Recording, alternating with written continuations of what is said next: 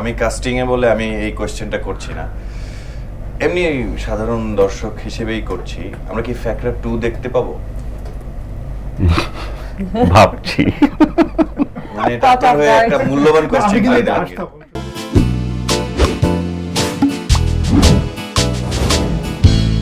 প্রিয় দর্শক, আনন্দ আড্ডার আরো একটি পর্বে আপনাদের স্বাগত জানাচ্ছি। আমি হাসনাত জুবায়ের।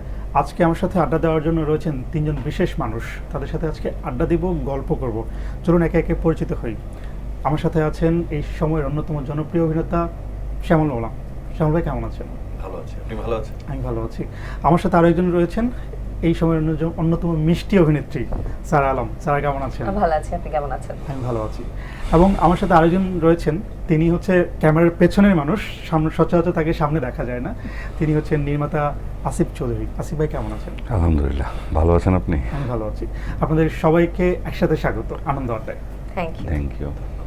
আচ্ছা, একটু শুরুতে জানতে চাই আসলে এই সময়টা আসলে তিনজনকে একসাথে রাখার একটা বিশেষ কারণও রয়েছে, আর সেই বিশেষ কারণটা হচ্ছে ফ্যাকরা। আমরা একটু ফ্যাকরা নিয়ে গল্প করব, আড্ডা দিব। শুরুতে একটু শ্যামল ভাইয়ের কাছে জানতে চাই আসলে এই ওয়েব সিরিজটা তো এখন সাকসেসফুল রান, এখনো দর্শক দেখছে, খুব ভালোভাবে দেখছে। কেমন লাগছে আসলে এই সময়টা, এই অনুভূতিটা? ভালোই তো লাগছে। মানে একটা কাজ কষ্ট করে যদি আমরা করি আর সেটা যদি দর্শক দেখে এবং ভালোবাসা ব্যাক করে, তাহলে তো মানে আমরা তো এটার জন্যই কাজ করি সবাই। একদম। সো ভালোবাসা পাচ্ছি, এতে হ্যাপি আমরা, এবং আরো বেশি ভালোবাসা যদি পাই তাতেও আমরা মাইন্ড করব না। ভালোবাসা সীমাহীন থাকতে হবে। ওকে শ্যামল ভাই, যখন ফ্যাকরার স্ক্রিপ্ট আপনার কাছে এলো বা গল্পটা শোনা হলো, তখন আসলে কেন মনে হয়েছিল যে এই গল্পটা আপনি পিক করতে পারেন বা এই গল্পে কাজ করতে পারেন? আমাদের এই ফ্যাকরার একটা মূল প্রধান যে বিষয় এবং প্রধান চরিত্র যদি বলি, সেটা হচ্ছে এই গল্পটা। এই গল্পটা যে শুনবে সেই প্রথমে বুঝেই যাবে যে এই প্রজেক্টটা আমি করতে চাই, সেটা যে ক্যারেক্টারই হোক, সেটা সে আমার কাছে জীবন ক্যারেক্টার নিয়েই আসুক আর অন্যান্য ক্যারেক্টার নিয়ে আসুক। তো এর মধ্যে আমার আশফাক ক্যারেক্টারটাও পছন্দ হয়েছে এবং তারও পছন্দ যে আশফাক আমি করি।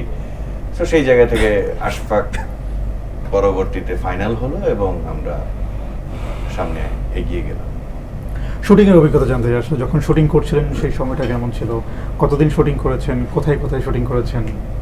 শুটিং এর অভিজ্ঞতা আমি শুধু শিরোনাম দিয়ে যাই, ডিটেইলে আমার ডিরেক্টর স্যার সে বলবে। ওকে। আমরা এই শুটে যখন শুট করি তখন নেটওয়ার্ক বন্ধ পুরো ও, বাংলাদেশে। তার মানে হচ্ছে গত বছরের আগস্টের দিকে। 2 তারিখ শুট। আমরা যখন শুট করি তখন পাশের রোডে মারামারি হচ্ছে, ইট পাটকেল ছড়া হচ্ছে, টিয়ার গ্যাস মারা হচ্ছে। আমরা যখন শুট করি তখন সরকার চেঞ্জ হচ্ছে। আমরা যখন শুট করি তখন শুট শেষ করে রাতে বাসায় গিয়ে ডাকাত পাহারা দিচ্ছি। আমরা যখন শুট করি তখন বন্যা শুরু হয়। আমরা যখন শুট করি আমাদের যে লোকেশন ছিল সেই লোকেশন নষ্ট, ধ্বংস। আমরা যখন শুট করি তখন ডাকাত মনে করে আমাদের উপর হামলা করে বিভিন্ন জায়গার মানুষজন। আমরা যখন শুট করি তখন প্রশাসনের একটা টিম আমাদেরকে আটকে রাখে অন্য কিছু মনে করে, ভুল বোঝাবুঝির কারণে। তো এই হচ্ছে সিচুয়েশন ছিল একদম। আমি শুধু শিরোনাম বললাম, ডিটেইলে আপনি চাইলে ডিরেক্টর স্যারের কাছ থেকে শুনতে পারেন। এক্স্যাক্টলি। আমি যেহেতু শ্যামল ভাই একটা ক্লু দিয়ে গেল আমাকে, একটা শিরোনাম দিয়ে গেল, বাকি বিস্তারিত সংবাদ আপনার কাছ থেকে শুনতে চাই। না, বিস্তারিত কিছু না আসলে। যেহেতু ফ্যাকরার শুট শুরু করি আগস্টের 2 তারিখ, সো এটা তো খুব বাজে সময় ছিল, জানি আমরা 3 তারিখ শুট করি। ওই সময়টা এরকম সিচুয়েশন না, এটা হওয়ার কথা ছিল যেহেতু কন্টেন্টটা ইটসেলফ আমার ইনহাউস প্রোডাকশন ছিল, আমাদের নিজেদের প্রোডাকশন ছিল। অরিজিনালস হলো তো অনেক ডিসিশন পেতাম, সো পাগলামিটা আমাকে করতেই হয়েছে। কারণ আমরা সেই 23 সালের হচ্ছে অক্টোবর থেকে স্ক্রিপ্ট নিয়ে কাজ শুরু করছি। সো আমাদের মেয়েতে শুট করার কথা ছিল। সো যেটা হয়, স্বাধীন প্রোডাকশন করলে অনেক ঘষামাজা করার সুযোগ পাওয়া যায়। ওটা করতে করতে মনে হচ্ছে স্ক্রিপ্টটা একটু কাজ বাকি আছে, এটা করতে করতে জুন চলে আসে। সো আমরা সেট করি যে জুলাইতে যাব। তো জুলাই আন্দোলন শুরু হয়। ভাবলাম ঠিক আছে, আন্দোলন ঠিক হয়ে যাবে। আগেও দেখেছি বাংলাদেশে, আগস্টে চলো আমরা লক করি। জুলাই থেকে ম্যাসাকার হইতে হইতো। যদি সেটা আগস্টে আমরা শুরু না করতাম তাহলে সিরিজটাই হতো না। এটা আসলে মানে ওরা আমাকে সাপোর্টটা দিয়েছে আমার পাগলামিটাকে। সো এটা আমার জন্য অনেক বড় অ্যাচিভমেন্ট আর কি। সো আমি তো প্রত্যেকটা দিন, যেমন গভর্নমেন্ট যেদিন ফল করে আমরা ওই দিনও শুটিং এর স্কেডিউল ছিল, আমরা সেটাকে শাটডাউন করি। 5 তারিখ ছিল, 4 তারিখ প্যাক আপ করি। সিনারিও ভালো ছিল না, মানুষের বাসায় ঢুকে ঢুকে। আমার যে শুটিং হাউসে শুটিং ছিল ওরা ফোন দিয়ে মানা করতেছে, রাতের বেলা ঝামেলা হয়, মানুষজন আসে, এটা করে। 6 তারিখ গ্যাপ দিয়ে 7 তারিখ শুটে যাওয়ার হাইওয়েতে সো ওইটাও আরেকটা মেসাকার ছিল, বৃষ্টির ঝামেলায় পড়ছি। সবচেয়ে বড় ঝামেলায় ছিল আমাদের হচ্ছে যখন তো জানি আমরা কোন প্রশাসনরা আসলে মাঠে ছিল, সো আমাদের মোটামুটি 70-75 জন ইউনিটকে রাত প্রায় 8 ঘন্টা আটকে রাখা হয়েছে আমাদেরকে যমুনাতে। সো অন্য কিছু ভেবে আর কি, যেহেতু আমাদের ডাকাত টাকাত বা সিচুয়েশনটা কি আসলে, কারণ আমাদের এমনিও হচ্ছে আমাদের গল্পের কারণে আমাদের প্রপসে বন্দুক আছে, যে বন্দুকগুলো রিয়েলিস্টিক মনে হয়। হ্যাঁ, সিনের জন্য হয়তো অনেক জায়গায় অ্যালকোহলের বোতল আছে, সেটা তো আসলে সবাই ভালোভাবে নিচ্ছে না। যদি আর্মি ডিজিএফআই হ্যান্ডেল করে সেটা অনেক প্রসেস, আমরা আসলে ওই চক্করেই পড়ি।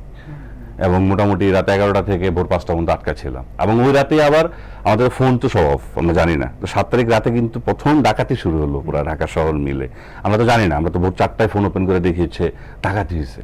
সো ওরা আসলে সবকিছু মিলে রিলেট করছে। সো আমরা ফ্যাকরা শুট করেছি একদম এই দেশের ফ্যাকরার সময়, এটা হচ্ছে একদম সহজ কথা। ওকে, আমি একটু স্যারের কাছে যাব। আপনার অভিজ্ঞতা কেমন ছিল? যে শুনলাম আমরা শ্যামল ভাইয়ের কাছে শুনলাম, আসিফ ভাইয়ের কাছে শুনলাম, খুব ভয়াবহ সিচুয়েশনের মধ্য দিয়ে আপনারা শুট করেছেন। তখন কেমন লাগছিল? আসলে ভয় কাজ করছিল কিনা? আই থিঙ্ক পুরো টিমে I am the only lucky person যার সবথেকে সেফেস্ট শুট ছিল। তারপর most of the time indoors ছিল, বাইরের কিছু সিন ছিল, বাট আমাদের শুটে আই থিঙ্ক মেইন চ্যালেঞ্জটা ছিল ওয়েদার রাদার দেন দেশের সিচুয়েশন। সো এটা ছাড়া আমার খুব আরামের শুট গিয়েছে, I would say. Okay, so এখন কেমন লাগছে যখন হচ্ছে এত এত খারাপ সিচুয়েশনের মধ্যে দিয়ে যখন গল্পটা তৈরি হয়েছে, মানুষজন দেখছে, কেমন লাগছে আসলে, কেমন সাড়া পাচ্ছে? শুরু থেকেই তো been very proud of my team যে এত ফ্যাকরার মাঝখানেও আসলে শ্যুটটা সবাই মনোযোগ দিয়ে করছে, নামাচ্ছে, ভালোবেসে করছে।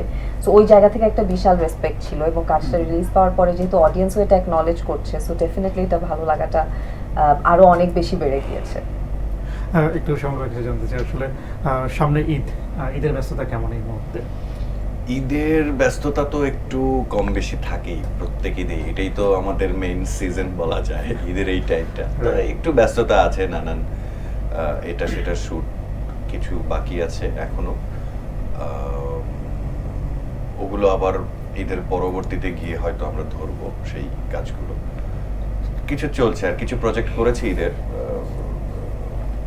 সেগুলো আসবে। ভাই, আপনাকে অনেকেই বলে যাচ্ছে ওটিটির রাজা, অনেকেই বলে, এটা আসলে আপনি কিভাবে মানে উপলব্ধি করেন বা কেমন লাগে বিষয়টা? আমি ভালোবাসা হিসেবেই নেই এটা। কেউ যদি আমাকে রাজা বলে বা যদি কেউ অন্য কিছু বলে, তাতেও আমার কিছু যায় আসে না।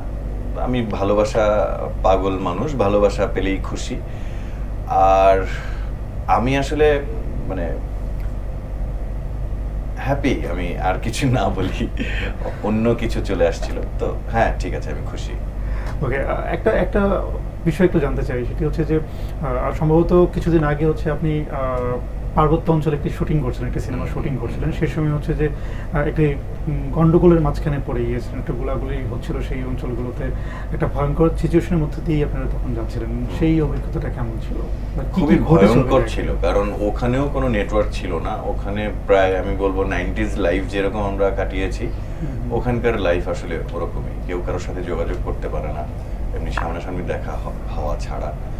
সো ওই সিচুয়েশনে আমরা যে এলাকায় শুট করছিলাম, ওই এলাকাতেই আগের দিন ঠিক পাশের এলাকায় আবার এরকম ঘটনা ঘটে, ব্যাংক ডাকাতির ঘটনা ঘটে। তো আমরাও একটু চিন্তায় পড়ে যাই। তো তারপরের দিনও আমরা ভয়ে ভয়ে শুট করছিলাম। তো দেখি যে একদম ঠিক দুপুরের ওই সময়ই আবার আমাদের এখানেও এরকম একটা সিচুয়েশন হয়ে গেল, কিন্তু আমরা ঠিক জানি না যে আসলে ঘটনাটা কি হচ্ছে, কোন দিক থেকে কি হচ্ছে। তো তারপর সবার ছোটাছুটির সাথে আমরাও ছোটাছুটি শুরু করে দিলাম, এবং আমরা একটা সেফ জায়গায় পাহাড়ের ওপরে গিয়ে আমরা আশ্রয় নিলাম। তারপর ঘন্টাখানেক ওখানে ওয়েট করে সবকিছু নর্মাল হয়ে যাওয়ার পরে তারপর আমাদের প্রশাসনের আরেকটা টিম এসে আমাদেরকে উদ্ধার করলো, উদ্ধার করে সেফলি আমাদের হোটেলে পৌঁছে দিল। তারপর তো আমরা ঢাকা ব্যাক। সম্ভবত সেই সিনেমাটা আমি যদি নাম বলতে চাই, নাদান সিনেমার শুটিং। সিনেমা এবং শুটিং যতদূর শুনেছিলাম যে এবার ঈদে নাদানটি মুক্তি করার কথা ছিল, সেই ক্ষেত্রে কি এবার ঈদে মুক্তি পাচ্ছে? একটু টেকনিক্যাল কারণে পেছাচ্ছে, কারণ অনেক হল আমাদের দেশে নেই যে আমরা আসলে অনেক সিনেমা ঈদের মধ্যে হাজির হয়েও আমরা আসলে সেটা ঠিকঠাক ভাবে আমরা প্রেজেন্ট করতে পারবো দর্শকের কাছে। তো সেই জায়গা থেকে আমার কাছে মনে হয়েছে যে এই সিনেমাটা এইভাবে নষ্ট না করি, আমরা একটা ভালো টাইম বেছে ভালো সবার কাছে যেন পৌঁছায়, কষ্টটা যেন সফল হয় ফ্যাকরার মতো। এখন যেমন ভালো লাগে ফ্যাকরা সবাই দেখলে ভালো লাগে, এরকম নাদানও যদি সবাই দেখে আমারও ভালো লাগবে। আসিফ ভাই, ফ্যাক্টরা তো দেখলাম যে মোটামুটি অনেক কাস্টিং, অনেক স্টার কাস্ট নিয়ে আপনি কাজ করেছেন, শ্যামল ভাই কাজ করেছে, পার্থ শেখ কাজ করেছে, আর অনেকেই কাজ করেছে। সো এই যে এতগুলো মানুষকে আসলে একসাথে করাটা, এটা আসলে খুব বেশি সহজ না, এবং ওই সময়টা তো দেশের পরিস্থিতি সবকিছু মিলিয়ে খারাপ অবস্থা ছিল। তো এই এতগুলো মানুষকে একসাথে গাঁথলেন কিভাবে আপনি? আচ্ছা, গাথার বিষয়টা হচ্ছে প্রথমত ওই চরিত্রগুলো ওদের কপালে ছিল, যেটা ধরো সারা করতেছিল ওটা ওরই ছিল আসলে, ওটা ভালো করে, এটা একটা বড় কারণ। দ্বিতীয়ত হচ্ছে বন্ধু পরিবারের একটা জায়গা, কারণ আমি যে সময়টায় প্ল্যান করেছি আমরা জানি যে আমরা আসলে ভালোবেসে কাজটা করি, কেউ পয়সার জন্য কাজ করি না নিশ্চয়ই। সো ওই সময় কে আসলে মানে এই একটা সিরিজ করার জন্য কেন রাস্তায় বেরোবে, একটা মানে বাসায় থাকলেই বা কি হয়, মানে আমরা তো অনেক কম কাজ করি, আর্টিস্টরা তো প্রতিদিনই এই ডেট নেওয়া থাকে এদের। সো এইটা একটা বড় কারণ। আর আমি যখন আমার টিম যখন আসলে টোটাল কাস্টিং লিস্টটা করে, আমরা যখন প্ল্যানিংটা করার পরে আমি আগে পিক করি যে কারা আমার জন্য খুব কমফোর্ট এবং কারা আমার চরিত্রের সাথেও যায়, কোথাও স্যাক্রিফাইস করার কম্প্রোমাইজ করার জায়গা আমার নেই। সো এটা খুব সুন্দর মিলে গেছে, ওই জায়গা থেকেই আসলে ওরা আসা। এবং ওই যে বললাম ফেটে থাকলে আসলে, এবং চরিত্রগুলো ছিল। আর যেহেতু সিরিজটা আমার আগেই বলেছি যে আমার গল্পটা সেলফ প্রোটাগনিস্ট, এই গল্পটার মধ্যে যেসব চরিত্রগুলো আছে তাদের যে ব্যাকগ্রাউন্ডের গল্প, তারা কি চায় বা কি করতে চাচ্ছে, সেটা আসলে টেনে নিয়ে একটা ফ্যাক্টর গল্প তৈরি করেছে। সো ওই জায়গা থেকে যদি বলি তাহলে হচ্ছে আমার গল্পের চরিত্রগুলোর প্রোটাগনিস্ট, তারা জাস্ট ওইটা একটা প্লে করেছে জাস্ট। এবং চ্যালেঞ্জ তো অবশ্যই, এতগুলো আর্টিস্টকে একসাথে মেলানো, এটা আমার জন্য ভালো চান্স ছিল। তখন অনেকগুলো শুটিং বন্ধ ছিল, কারণ যারা আছে তারা সবাই কিন্তু ফিকশনের, সো ওদের ডেট নেওয়া পাওয়া একটা ঝামেলা তো থাকেই। সো এটা আগস্ট হওয়াতে ইজি হয়েছে এবং সবাইকে একসাথে করতে পারছি, এবং ওইটা হওয়ারই ছিল বলেই কোশ্চেনটা আপনি আমাকে করছেন। আচ্ছা, আমি এটাই। ডিরেক্টর স্যারকে একটা কোয়েশ্চেন, Sure. আমি কাস্টিং এ বলে আমি এই কোয়েশ্চেনটা করছি না, এমনি সাধারণ দর্শক হিসেবেই করছি। আমরা কি ফ্যাকরা 2 দেখতে পাবো? ভাবছি মানে এটা আপনার হয়ে একটা মূল্যবান আমি কোয়েশ্চেন, কিন্তু এটা আসতাম, যদি আমি আসতাম কিন্তু আগে আপনি করে এটা আমারও জানার আগ্রহ যে আমরা কি ফ্যাকরা 2 দেখতে পাবো। আমি কাস্টিং এ থাকি না থাকি ফ্যাকরা 2 দেখা হচ্ছে মূল উদ্দেশ্য। না, আমার নিজেরও গল্পটা প্লিজ দেখার ইচ্ছা আছে। টেকনিক্যালি হচ্ছে মানে আরেকটা কাজ করা। ডেটটা কবে লাগবে বলে দাও। না, ওটা অবশ্যই দেখা উচিত। আমারও মনটা চাচ্ছে যে আমি গল্পটা শেষ করলাম, ওদের পরিক্রমাটা কি, ও ক্লিয়ার না, আপনি ক্লিয়ার না, পুলিশ আসলো, ও ক্লিয়ার না, কেউ কাউকে পেলো না, আপনি আপনার যেটা চাওয়া পাইলেন না। সো পাওয়াটা তো হয়নি আসলে। হ্যাঁ, আপনি শেষে বললেন যে আসল খেলাটা তো এখনো বাকি, ওই খেলাটা দেখার জন্য অবশ্যই ওয়েট করা উচিত, একটু ওয়েট করে দেখি আমরা। সো আমি খেলছি, এটা নিশ্চিত। আর কে খেলবে না খেলবে জানি না। আপনি কিন্তু ভালো ক্রিকেটও খেলেন। হ্যাঁ, আমি খেলতাম, খুব ভালো গেটকিপার। হ্যাঁ, এবার সিসিটি তো কিন্তু খুব ভালো দুর্দান্ত পারফরমেন্স করেছে। প্র্যাকটিস ছাড়া ভাই প্রপার ক্রিকেট বলে খেলা খুবই ওইটা তো tough। আসলে অনেক কঠিন, আসলে আমরা দেখেছি যে তবুও কিন্তু মানে অন্য বছর মানে এর আগে যে সিসিএল যেটা ছিল হ্যাঁ। সেই জায়গা থেকে এবার খুব ভালোভাবে হয়েছে এবং সেটা খুব সাকসেসফুলি শেষ প্রপার প্লেয়ার ছিল, যে আগেরবার প্রপার প্লেয়ার ছিল না, টেপ টেনিসে খেলা হয়েছে, যে কেউ এসে আমিও খেলবো Indoor ছিল। কিন্তু এবার তো প্রপার ক্রিকেট বলে খেলা হয়েছে, এটা যে কেউ এসে আমি খেলবো বললে হবে না, হবে না। এটা অন্তত বেসিক জানতে হবে তার, তাইলে সে খেলতে পারবে। এছাড়া তো সেই জন্য প্রপার প্লেয়াররা খেলাতে মানে ঝঞ্ঝাট মুক্ত একটা টুর্নামেন্ট গেল আর কি। রাইট ভাই, যেই প্রসঙ্গটা একটু ছিলাম যে হচ্ছে যে অনেকগুলো সিনেমা মুক্তি পাওয়ার কারণে এবার ঈদে নাদানটা মুক্তি পাচ্ছে না। সো আপনি একজন আর্টিস্ট, আপনি একজন সিনেমায় কাজ করছেন, আপনি হচ্ছে ওটিটি নাটকের কাজ করছেন, সেই জায়গা থেকে আসলে এই যে আমাদের দেশে যখন ঈদ আসে, ঈদে আসলে এতগুলো সিনেমা মুক্তির একটা হিড়িক পড়ে যায়, এইটা আসলে আপনি কিভাবে দেখেন, বা এটা আসলে আরো প্রপার ডিস্ট্রিবিউশনটা করা যায় কিনা, যেটা ঈদ ছাড়া অন্য সময়গুলো তো ডিস্ট্রিবিউট করা যায় কিনা এরকম? সেটা তো যাই, সেটা ধরেন আমাকে জিজ্ঞেস করলেও আমি যা বলবো, আপনাকে জিজ্ঞেস করলেও আপনি একই কথা বলবেন। তবে ভালো হয় যারা এই সিনেমা নিয়ে ব্যবসা করছে তাদের মাথায় যদি এই জিনিসগুলো ঢোকানো যায়, মানে উপরের মহল যারা সিনেমা নিয়ে মানে ভাবনা চিন্তা, যারা সিনেমার বাজারে যারা দোকান নিয়ে বসেছে, তাদের আসলে এই ভাবনাটা খুব বেশি জরুরি। আমার আপনার উপর ডিপেন্ড করছে না কোনো ডিসিশন যে বাজারটা কিভাবে চলবে, সিনেমার বাজার কিভাবে চলবে, সারা বছর চলবে নাকি শুধু ঈদে চলবে, নাকি মানে কিভাবে চলবে, এটা যেহেতু ডিসিশন মেকার তারাই ডিসিশন নিচ্ছে, সো তাদের উপর অনেক কিছু ডিপেন্ড করে। আমরা বুঝতে পারছি যে এটা সারা বছর হলে ভালো, এটা এই হলে ভালো, সেই হলে ভালো, এটা হয়তো তারাও বুঝতে পারছে, কিন্তু রিয়েলিটি আসলে তাই কিনা সেটাও একটা ভেবে Factor, right. দেখার দরকার। অনেকেই বলছে যে শাকিব খান এখন বর্তমানে মানে বাংলাদেশের মেগাস্টার, কিংবা হচ্ছে যে চলচ্চিত্র ইন্ডাস্ট্রির হচ্ছে অনেক বড় একজন সুপারস্টার। অনেকে বলছে না, উনি সত্যি সত্যি মেগাস্টার। Superstar, right. সো সেই জায়গা থেকে আসলে শাকিব খানের সঙ্গে অন্য হিরোদের সিনেমা মুক্তি পাওয়াটা আসলে রিস্ক কিনা? আপনি যেহেতু একজন হিরো, আপনার একটা সিনেমা যেহেতু পাইপলাইনে আছে, সেই জায়গায় যদি ধরেন এরকম হয় যে শাকিব খানের সাথে মার্কেটে যদি আপনার সিনেমাটা আসে, মানে অ্যাজ এ হিরো আপনার মানে একটা মানে রিস্ক হয়ে যায় কিনা? আমি সহজ বাংলা ভাষায় বুঝি, আগে আমাদের মুদি দোকান ছিল, এখন হয়েছে super super shop. Shop. So এখন আসলে বিভিন্ন প্রোডাক্ট একই দোকানে থাকবে, তাহলেই ওই দোকানে কাস্টমারের ভিড় হবে, সে তার পছন্দ অনুযায়ী প্রোডাক্ট কিনতে পারবে। যার পছন্দ মেগাস্টার তারা ওই প্রোডাক্ট কিনবে, যার পছন্দ একটু অন্য ধরনের গল্প সে এই প্রোডাক্ট কিনবে, যার পছন্দ একটু মিউজিক্যাল স্টোরি সে এই প্রোডাক্ট কিনবে। মানে আমার অপশন থাকা দরকার, প্রত্যেকটা কাস্টমার কেউ যেন বাধ্য না হয়ে শুধু এটাই দেখবে এরকমটা না হয়, সব ধরনের প্রোডাক্ট থাকা দরকার। সো সেই জায়গা থেকে বিভিন্ন প্রোডাক্ট তো আমরা এখন তৈরি করছি প্রতি ঈদে, সো এটা হওয়াটা খুব নর্মাল, আর এটা হওয়াটাই উচিত। আমি যে প্রশ্নটাতে ছিলাম সেটার উত্তর কিন্তু আমি পাইনি, সেটা হচ্ছে মানে কম্পিটিশন কম্পিটিশন বা শাকিব খানের সাথে সিনেমা মুক্তি পাওয়াটা আসলে রিস্ক কিনা অন্যান্য হিরোদের জন্য? মানে আপনি ভাবছেন আপনার মতো করে, আমি ভাবছি আমার মতো করে। Okay. আমি কিন্তু অ্যানসারটা দিয়েছি, আপনি আপনারটার মতো করে ভাবছেন বলে আমার অ্যানসারটা আপনি পাননি। Okay. মানে রিস্কের কিছু নাই, মানে সে একটা কাজ করেছে, আমি একটা কাজ করেছি, তারটা সবাই পছন্দ করলে তারটা দেখবে, এখানে রিস্কের কি আছে? আমিও তো তারটা দেখবো। মানে আমি শুধু আমার পাশে তার সিনেমা আসবে বলে আমি তারটা দেখবো না এরকম বিষয় না, বা সে আমার শত্রু সেও না, তাও না।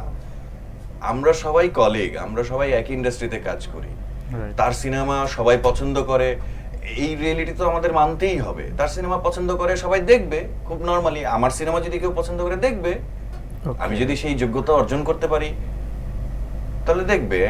মানে আর সুস্থ কম্পিটিশন তো একটা থাকেই, যেটা আমরা পজিটিভলি দেখি, এটা তো থাকবে, এটা তো আর বলার কিছু নাই। Right. That's it. একটু স্যারের কাছে জানতে চাই আসলে এই সময় ব্যস্ততা কি নিয়ে, কি কাজ করছেন? এই সময় মোস্টলি টিভিসি নিয়ে একটু ব্যস্ততা আছে। ঈদে একটা ফিকশন রিলিজ হওয়ার কথা আছে, এটা ছাড়াও সামনে কিছু প্রজেক্টের কাজ আছে, ওটা এখন আপাতত মানে যেহেতু শুরু করিনি তো বলতে চাচ্ছি না। ওকে স্যার, আপনার একটা সিনেমা আপনিও কাজ করছেন, বেঙ্গল বিউটি। নতুন কোনো সিনেমায় কাজ চলছে কিনা, বা নতুন কোনো কমার্শিয়াল সিনেমা নিয়ে কোনো প্ল্যানিং করছেন কিনা? কমার্শিয়াল মুভি বা নন কমার্শিয়াল মুভি বলে আসলে কথা না। রিসেন্টলি একটা মুভি রিলিজ পেলো, চক্কর, গত ঈদে। এছাড়াও আসলে মুভির কাজটা মানে খুব ক্যারেক্টার হেভি হলে আসলে আমি ওরকম গল্প খুঁজি, তো সো এই জন্য দেখা যায় যে হয়তো বা অত বেশি মুভির কাজ করা হয় না, বা কমার্শিয়াল কাজ ওভাবে করা হয় না। বাট ইয়েস, যদি এরকম ইন্টারেস্টিং স্ক্রিপ্ট পাই তাহলে ওয়াই নট। চক্র তো মোশাররফ করিম অভিনয় করেছেন, এবং মোশাররফ করিম এই সময় বাংলাদেশের অন্যতম লিজেন্ডারি অ্যাক্টরদের মধ্যে একজন। চক্কর 320। জি। সো মোশাররফ করিম তো বাংলাদেশে এই সময় লিজেন্ডারি অ্যাক্টরদের মধ্যে একজন, এবং আপনি সেই সিনেমায় মোশাররফ করিমের সঙ্গে অভিনয় করেছেন। তার সাথে কাজের অভিজ্ঞতাটা কেমন ছিল? ফ্যান্টাস্টিক। মানে আমি একটা জিনিস বলবো যে আমার যদিও বা কাজের পরিমাণ কম, কিন্তু আমার অনেক অসাধারণ আর্টিস্টদের সাথে কাজ করার সৌভাগ্য হয়েছে, আর আমি এটাকে একটা প্রিভিলেজ মনে করি। সো মোশাররফ ভাইয়ের সাথে কাজ করাটাও ওয়াজ রিয়েলি ফান। উনি সেটে অনেক মজার একটা মানুষ, সারাক্ষণ উনি মানে ধরেন জোকস ক্র্যাক করতে থাকে, একদমই ওনাকে দেখে মনে হবে না যে উনি সিরিয়াস একজন মানুষ, কিন্তু যখনই ক্যামেরাটা রোল হবে তখনই ইনস্ট্যান্ট ওনার যে ক্যারেক্টারে ঢুকে যাওয়ার যে ব্যাপারটা, that needs to be studied. So অনেক কিছু শেখার ছিল ওনার কাছ থেকে, যে কিভাবে আসলে কঠোর পরিশ্রমটা করতে হয়, কিভাবে ক্যারেক্টারে ঢুকতে হয় অ্যান্ড ওটাকে কন্টিনিউ করে যেতে হয় না, দ্য সেম টাইম কিভাবে সেটের সবাইকে আসলে হাসি খুশি রাখা যায়। So there was a lot to learn from him. Exactly. আপনার তো শুরু তো সম্ভবত রেডিও জকি দিয়ে, নাকি জি। মডেলিং দিয়ে? রেডিও জকি, মডেলিং এবং অ্যাক্টিং। সো কোন পরিচয়টা আসলে আপনি সবথেকে বেশি প্রেফার করেন? রেডিও জকিটা যেহেতু সবচেয়ে লম্বা সময় ধরে করা হয়েছে এবং একটা কনসিস্টেন্ট অ্যামাউন্ট অফ টাইমে করা হয়েছে, so definitely that's going to B my love, because ওটাকে আমি শুরু করি। কিন্তু সেই সাথে অ্যাক্টিংটা আমার অসম্ভব পছন্দ।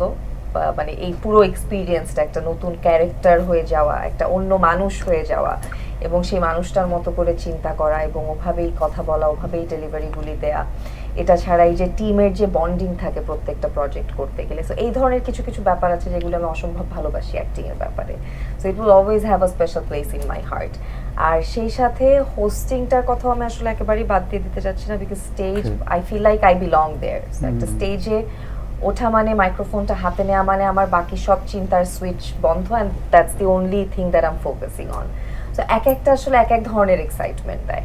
তো সব কিছুর মধ্যে আমি বলবো মডেলিংটাই হয়তো সবচেয়ে বেশি, মানে সবচেয়ে কম করা হয়েছে, but the rest of the three are very special to me. Sir আমি একটা কোশ্চেন একটু করতে চাই, সেটা হচ্ছে যে বর্তমানে যারা হচ্ছে নতুন কাজ করছে বা সিনেমা ইন্ডাস্ট্রিতে নতুন এসছে যেসব নায়িকা, তারা অনেকেই বলে, বিভিন্ন ইন্টারভিউতে আমরা দেখেছি তারা হচ্ছে শাকিব খানের সাথে কাজ করতে চায়। সো আপনার কোনো পছন্দের হিরো আছে কিনা যার সাথে আপনি কাজ করতে চান বা সিনেমায় কাজ করতে চান? আমার কাছে মনে হয় যে এই ব্যাপারটা পুরোপুরি স্টোরির উপরে ডিপেন্ড করে, বিকজ একজন ডিরেক্টর একটা ক্যারেক্টারকে কি ভিশনে দেখছে ওটা আমি আসলে দেখতে পারবো না। সো আমার হয়তো বা হ্যাঁ স্বপ্ন থাকতে পারে যে আমি চঞ্চল চৌধুরীর সাথে কাজ করতে চাই, অথবা শ্যামল ভাইয়ের সাথে তো কাজ হয়েই গেছে, বা মোশাররফ করিমের সাথে কাজ করার ইচ্ছা ছিল, কিন্তু আসলে কোন ক্যারেক্টারটা কোন জায়গায় সেট করলে ওটা আমার ক্যারেক্টারকেও কমপ্লিমেন্ট করবে এটা আসলে আমি বলতে পারি না। সো এই জন্য আমার কোনো নির্দিষ্ট নাম আমি নিতে চাই না যে ওই মানুষটার সাথেই কাজ করতে চাই। ভালো স্টোরি হলে definitely that is my main target, যে একটা ভালো স্টোরিতে কাজ করা। এক্স্যাক্টলি। আমরা একদম শেষ পর্যায়ে চলে এসেছি। আমি একটু শ্যামল ভাইয়ের কাছে জানতে চাই, আসলে ফ্যাকরা চলছে এখনো এবং সামনে ঈদ, সব কিছু মিলিয়ে আপনার ভক্তদের জন্য কিছু বলার আছে কিনা? সুপ্রিয় দর্শক, ফ্যাকরা চলছে। ফ্যাকরা নিয়ে আমরা অনেক ফ্যাকরায় পড়েছি, এই গল্প অনেক শুনেছেন আপনারা, কিন্তু ফ্যাকরার গল্পটা আমরা আসলে অনেক আদর দিয়ে, মনোযোগ দিয়ে আসলে তৈরি করার চেষ্টা করেছি, আপনাদের সামনে নিয়ে আসার চেষ্টা করেছি। এখন বাকিটুকু হচ্ছে আপনাদের যদি ভালো লাগে আপনারা প্লিজ সবাইকে বলবেন দেখার জন্য। আমরা সবাই অপেক্ষায় থাকি যে সবাই কবে শেষ হয়ে যাবে ফ্যাকরা দেখা, অথবা আবারও দেখতে পারেন চাইলে, 2-3 বার দেখা যায়। এই প্রোডাকশনটা এরকমই, অনেক প্রোডাকশন থাকে যে একবার দেখলেই আর ভালো লাগে না, তো ফ্যাকরা প্রোডাকশনটা আপনি যতবার দেখবেন আমি বলবো যে খারাপ লাগবে না। সো আমি রিকোয়েস্ট করব আমার ডিরেক্টর স্যারকে যে ফ্যাকরা 2 আনা হোক তাড়াতাড়ি, তাহলে ফ্যাকরা 1টা তাড়াতাড়ি আপনারা দেখে ফেলুন, তাহলে ফ্যাকরা 2 কানেক্ট করতে আপনাদের সুবিধা হবে। আর আমাদের জন্য দোয়া করবেন, ভালোবাসা নেবেন। স্যার সর্বশেষ ভক্তদের উদ্দেশ্যে কিছু বলার আছে কিনা? শুরুতেই থ্যাংক ইউ সো মাচ আমাদেরকে দেখার জন্য এবং আমাদের এতগুলি কথা শোনার জন্য। Thank you for having us. ফ্যাকরা দেখবেন অবশ্যই, যারা যারা এখনো দেখেননি, trust me you are gonna love the story. অনেক অনেক ইন্টারেস্টিং একটা স্টোরি, এবং শ্যামল ভাই যেটা বললেন যে অনেক ভালোবাসা নিয়ে, অনেক ডেডিকেশন দিয়ে বানানো হয়েছে। এবং ফ্যাকরা 2 আসার যারা অপেক্ষায় আছেন তারা ইউ ক্যান বি হোপফুল। আজকে তো আমরা ডিরেক্টরের কাছ থেকে জানতেই পারলাম, তো হোপফুলি শীঘ্রই ফ্যাকরা 2ও দেখে নিতে পারবেন। Thank you. একটু আসিফ ভাইয়ের কাছে জানতে চাই, আসলে শেষ আপনার ভক্তদের জন্য কোনো মেসেজ আছে কিনা? আমার তো কোনো ভক্ত নাই, মানে আমার দর্শক তৈরি হচ্ছে, মানে যারা So, আপনার কাজ দেখে তারা আপনার ভক্ত? না সেটা না, ফ্যাকরা যেহেতু লেগে গেছে, সো ফ্যাকরাটা দেখতে হবে সবাইকে, এবং আমাদের খুবই সাহসের প্রজেক্ট এটা, এবং খুব সাহসিকতা নিয়ে ওই সময়টায় শ্যুট করেছি। সো ফ্যাকরাটা সবাইকে দেখতে বলুন, সবাই দেখুন, এটাই চাই, আর কিছু না, যাতে আমরা আপনাদের ইন্সপিরেশন পেয়ে ফ্যাকরা 2 নিয়ে আসতে পারি। থ্যাঙ্কস। আপনাদের সবাইকে ধন্যবাদ আজকে আমাদেরকে সময় দেওয়ার জন্য। আপনাকেও ধন্যবাদ। Thank you. প্রিয় দর্শক, এই ছিল আজকে আনন্দ আড্ডা। আপনাদের সাথে আবার দেখা হবে অন্য কোনো দিন, অন্য কোনো অতিথির সঙ্গে। ততক্ষণ পর্যন্ত ভালো থাকবেন, সুস্থ থাকবেন।